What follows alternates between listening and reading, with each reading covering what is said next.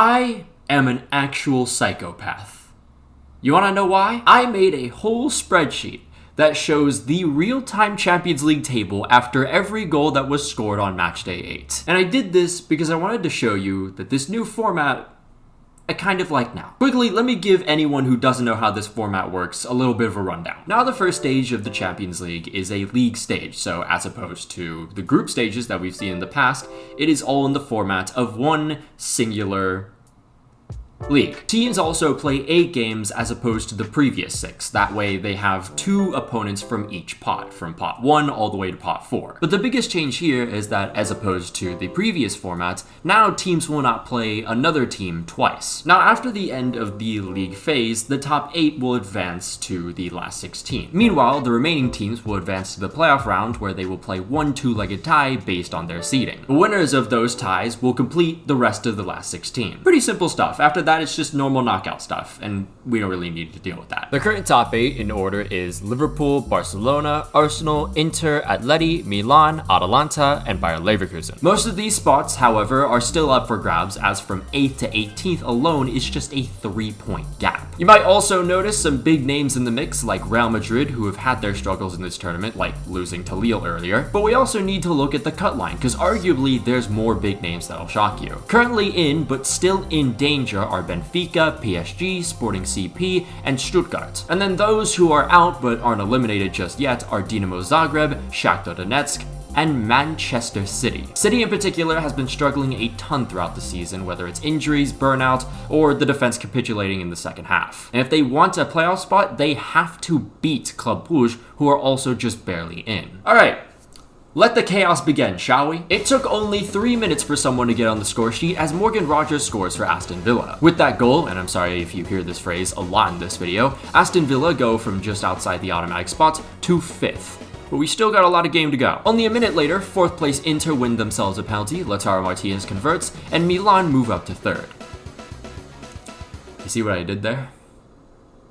I'm actively trying to piss you off. In the same minute, one of the biggest surprises this season, Lille, go up versus Feyenoord, which sees them leap from 12th into an automatic spot. Back to Birmingham, Morgan Rogers has lit a flame in his soul, and his devious strike sees Villa overtake Lille through goal difference. Meanwhile, in Austria, Atleti are off to a flying start versus an already eliminated Salzburg thanks to Diego Simeone's son. Just got off the phone with the coach at Duke. He's offering you a full ride scholarship. I am so proud of you. Your mother would be proud of you. All of your hard work, everything you've been through has finally paid off, and you've made it, son. I'm not going, Dad. What? I don't want to go to Duke. I want to jump rope. Anyways, after having 2 teams jump over them, Atleti now find themselves in a good spot up in 4th. 6 minutes into PSG vs Stuttgart, Desiree Doué's brilliant flick meets the head of Bradley Barcola, and that is exactly how the Parisians wanted to start, as they take flight to 13th. For Stuttgart, they remain the last playoff spot, but are much more vulnerable than before, as the teams below them continue to seek a way into the top 24. 15th place Bayern still has a chance to earn an automatic spot, but 8 minutes in, it's still looking pretty unlikely because of the results for Villa and Lille. For the next 5 minutes, we go completely dry, but then Atleti doubles their lead in the 13th, and make it pretty certain they'll be avoiding the playoff round. 1 minute later, things are getting a little spicy in Lille, as Feyenoord score an equalizer. Lille now drop from 7th all the way back to 12th, meanwhile Feyenoord now find themselves just above them. Lautaro Martinez continues to reap the benefits of the tax haven merchants, 2-0 Inter after just 16 minutes played. Inter don't move, but Monaco are now 15th due to their goal difference. In that same minute, Benfica, another team who was in danger, were thankful to have their last game be against Juventus. The Portuguese club moves up to 13th, and Juve, no matter the result, will be okay, but that seat under Thiago Motta is burning hot. 17 minutes played now, Dortmund have an opportunity, and Guirassi's dick finishes it. BVB, who started 14th, then dropped to 17th,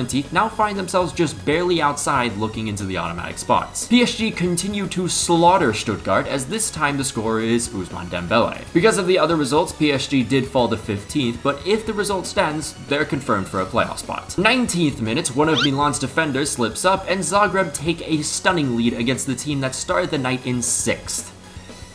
Time to learn Malay, buddy! Milan, who were 7th before the goal, fall to 10th. Meanwhile, Zagreb slide into a playoff spot from 26th and cause absolute chaos. If things stands, it would be now Stuttgart and City being eliminated. And it only takes 2 more minutes for the cut line to look even more interesting as Bologna take the lead versus Sporting. For Bologna, they're already eliminated, but for Sporting, they are practically knocking at death's door now. Real Madrid finally get themselves on the board in the 27th minute, so as of now, 6 minutes in is the longest drought for a goal so far. Anyways, Real from 18th are much closer to the automatic spots now, and 14th place Brest has taken their spots. 1 minute passes, and an Arsenal disaster class in the back leads to a goal for Girona. Girona are out of the competition, but Arsenal now find themselves in 5th, risking bottling an automatic spot. Current league leaders Liverpool score a penalty in the same exact minute. They of course remain where they are, but PSV are now in the mix of chaos in 22nd. Leverkusen, who started on the very edge of the top 8, fell all the way down to 12th because of all the other results. But thanks to Florian Wirtz's 6th goal in the Champions League, Leverkusen are back in a good position. Over to Eindhoven in the 35th minute, Johan Bakayoko sends 2 defenders to the nearest quick, and PSV find an equalizer versus Liverpool. Still nothing changes for the league leaders, but this gives PSV a point they desperately need if they want to survive tonight. In the same minute, PSG is just living life. They go up 3-0, and now all Stuttgart has is basically just faith. Just seconds later in glorious Birmingham, Celtic get one back, but that doesn't really change anything, but it's Ida again, and Villa have bottled a 2-0 lead in 2 minutes. Just like that, Celtic go from 20th to 18th, but more importantly, this absolute choke job sees Villa drop from the top 8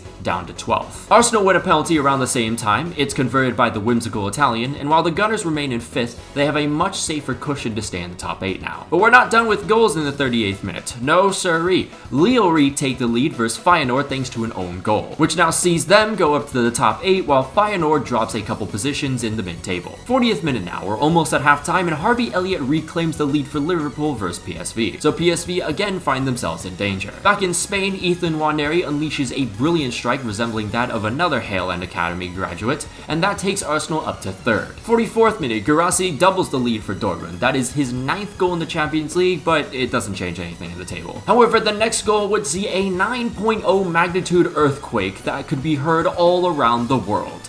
Man City 0, Club Brugge 1. Brugge go from 21st to 14th, and for City, this is not what they wanted to see, knowing this was a must-win situation for them. But no one really cares what City thinks. Everyone else around the globe, and even the stars, oh, they were experiencing a prime hate watch. However, things are only about to get crazier. PSV equalize in the 45th minute, and then in the 6th minute of stoppage time, El Tren Ricardo Pepi turns the game entirely on its head. This sees the 22nd place Dutch club again leap away from the gates of hell all the way up to 14th.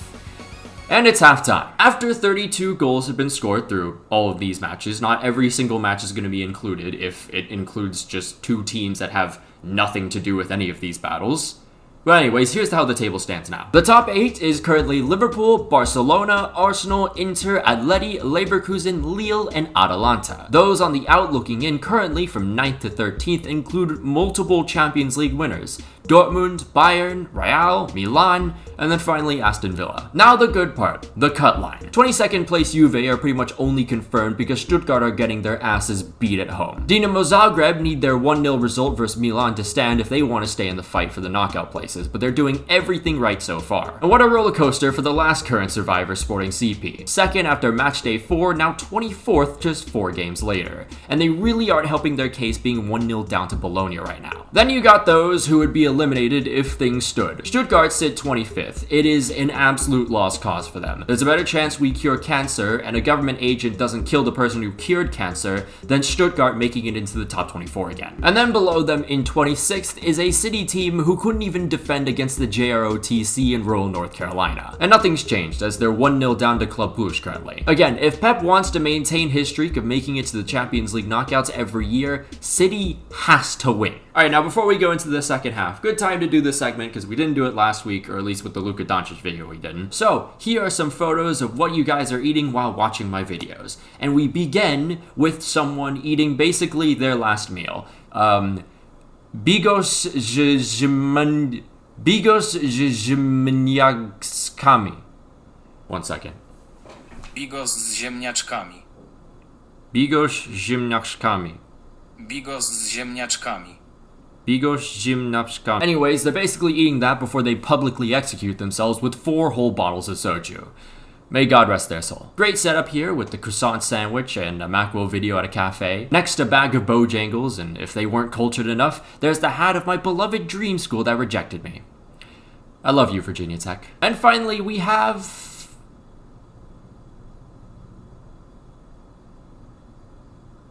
Anyways, if you want to have a chance of featuring on the channel, just tag me on Twitter or Instagram. Let the second half commence. After being so damn quiet in the first half, I might swerve, bend the corner, whoa, whoa, and Lamine Yamal scores. I'm never doing that shit again. Because Liverpool are currently losing, that now means Barcelona take the top spot. Meanwhile, Bevabe kicks Atalanta out of the top 8. Genuinely, how the fuck are these guys here? Beaten by Atalanta 3-0.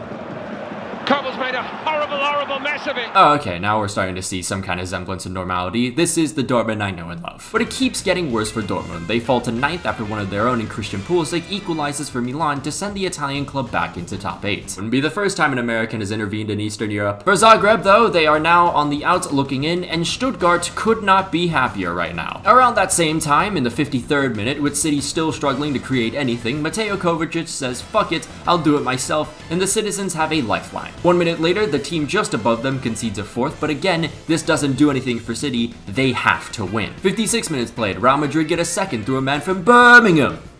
Nothing changes though. Same is the case when a single 60 seconds later, Lille make it 3-1 versus Feyenoord. Back to Birmingham, Villa gets on the break, Jacob Ramsey slides it to Ollie Watkins, and with that goal, Villa returns to the top 8. We finally reached the hour mark, and Zagreb just won't let Milan live in peace, as Serie A journeyman Marco Piazza scores to make it 2-1 to Zagreb. Zagreb now return to the top 4, meaning Stuttgart are out again as things stand, and Milan are back to 12th. 62 minutes played, and we finally all remember every time we believe an almighty God acts in our well-being, we quickly remember that they only are present to play with our lives as if we're little dolls. 2-1 Man City, which of course means, yes, unfortunately, City are back in the top 24. That also now means Sporting, the team that lost 4-1 to them, are currently out right now. Bayern double their lead in the 63rd minute, but nothing changes in the table. And the next 2 goals, which were scored by Atleti and Leverkusen respectively, do not change a thing either. However, in the 63rd minute, 13th place Atalanta, hungry for a spot in the top 8, equalized through an Ederson stinger. Barca now dropped to 2nd, and Atalanta are just a point from an automatic spot. Now, 66 minutes played. Here's a chance for Aston Villa to make it 4-2. Lautaro Martinez grabs his hat-trick just 1 minute later. Everything remains the same there, but because of other results, Monaco are 18th. It takes very little time for Barcelona to respond to Atalanta's equalizer thanks to an Araujo free header in the 72nd minute. Barcelona now return to the top, and Atalanta are back to square one again. Lille continue to make a feast out of Feyenoord. Jonathan David continues his incredible form to make it 4-1 in the 74th, and then an own goal brace from Gernot Trauner gives the French club a 5-1 lead. Because of this destruction, Lille overtakes Villa in the table thanks to goal difference. And on the other hand, Feyenoord fall 2 spots because of goal difference and now find themselves 19th. By the 77th minute, God has fully abandoned us as City collect a 3rd goal and secure their spot in the knockouts. Well, at least I got to hate watch the Chiefs yesterday. In the same minute, however, 25th place Sporting score an equalizer through Conrad Harder. I mean, we already have Brest, so sure, I guess. He could be the savior this club needed, though, because if things stand, Sporting are in the playoff round. And this is exactly what Zagreb didn't want, because despite their lead, they are out currently. We're not done with the 77th minute, though, and again, it's a team fighting to stay in the mix. But it's Stuttgart, so it doesn't really matter. As does the next goal, because it's Real making it 3-0 versus Brest. And then another one is Dortmund's 79th minute goal to make it 3-1. Actually, sorry, Real's does matter, because thanks to goal difference, they hop over Bayern and are now 10th. But back to Barcelona, Atalanta will just not let the Catalans live in peace. Mario Pasalic makes it level at 2, Barca falls back to 2, and Atalanta are still outside the top 8. Benfica just continues to embarrass the old lady in front of her own fans, and now it's 2-0 with 10 minutes remaining. In the same minute, Lille's Remy Cabella makes it 6-1 versus Feyenoord. This was Cabella 10 years ago, by the way. What the fuck was going on in France back then? Bayern score a 3rd goal in the 84th minute, which sounds insignificant, but that does see them go above Real due to goal difference. But immediately things switch back after Tolic scores a brilliant goal for Slovan in the 90th minute. Finally, we have 2 more insignificant goals that change absolutely nothing, including a Morgan Rogers hat-trick, which I believe he hadn't actually scored a single Champions League goal up until this match. But hold on, because Barcelona has a free kick in the dying minutes. They could potentially steal the top spot right here, right now. Never mind. And so this is your table after the end of the league phase. Winners of this phase, aka they just get more money, are Liverpool even after losing to PSV. Followed by them in order is Barcelona, Arsenal, Inter, Atleti, Leverkusen, Lille, and lastly Aston Villa. All of these guys will be moving on to the last 16. Those who just missed out on the automatic spots are Atalanta, Dortmund, Real, Bayern, and of course Milan, who literally had in the bag and somehow fucked it. Then looking at the final results of the cut line, City, Sporting, and Bruges all escaped by the skin of their teeth. And then the teams eliminated include Stuttgart and more heartbreaking, Dinamo Zagreb, who did all they could but goal difference was their end. And here are the matchups for the playoff round. Atalanta, who just missed out, will play 24th place Club Bruges. 10th place Dortmund will face 23rd place Sporting CP. Here's a really big one. City may have escaped death, but they will now have to face it again in the form of 11th place Real Madrid. 12th place Bayern faces up against Celtic, who finished 21st. Milan could have avoided all of this, but that's just simply not in their DNA. They will now have to play 19th place Feyenoord. 14th place PSV have a date with the 20th ranked Old Lady, and finally we have an all-French matchup between Paris and Brest. Watching the last match day was genuinely some of the most fun I've had with the Champions League in quite a bit, honestly. I still think there's really no need for more competitors and the extra games that come along with it, and I still believe this is just a blatant money grab in every sense, but I do really like the chaos that unfolds, especially on the last match day. As you can see, barely any team was fully safe besides Liverpool and Barcelona, and the battle down at the cut line I feel could get even crazier in future seasons. And I don't know if this video will be out hours before the Champions League or one day after the first few matches of the playoffs, but all I'm saying is the playoffs could also give us some pretty good shockers. There's some very interesting matchups where I just can't be entirely sure if the favorite will actually win. And it's also 2 legs. We have the 2 legs back, so we'll just have to see. But of course, a massive shout out to all our members, including Janos Balash, Luke RBB, Araisan, Brazilian Fury, Jeremiah Owusu Ajimang, Django, Anazir Makalankam, Alex Rod, Ota, Miguel Munoz, Return Fire, Rory Burns, Slider Kid, Taco Okafan, The Cypriot 35, Not Windows 95 Man, Kentra Agatra, St. Terrence, Sylvia Citrus, Wise Orange, Rasher Enthusiast, Cocosaurus Rex, Samu, Cheesebait, Winder Gel, and for Does Stuff, Finn Likes Rugby More, Davox, The Portergeiser, TPS Day 25, Polar Pros, Van Fan, Lucian Von Croix, Gazegers Bresciakivics, Mano Tango Fei, A Ghostly Owl, Coney Wolves, Mud Tanai, Sketchy Card, KM89, Apollo, Congo Jas 1, German Sayu 7, Thrilling ADT 13, Los Milos, Petrus 249, The FedEx Dude, Freya, Dominic Griffin, Kyler Kress, Mohammed Altanib, Nish, Patrick Barley, Rashford God 5, Raspberry Ale, and Unbroken Persona. If you'd like to become a member on the channel, there'll be a link down below and up in the annotations. You can follow my Twitter if you want, follow my Instagram if you like, forget all of that stuff because follow my Twitch because in less than 7 days we have the Daytona 500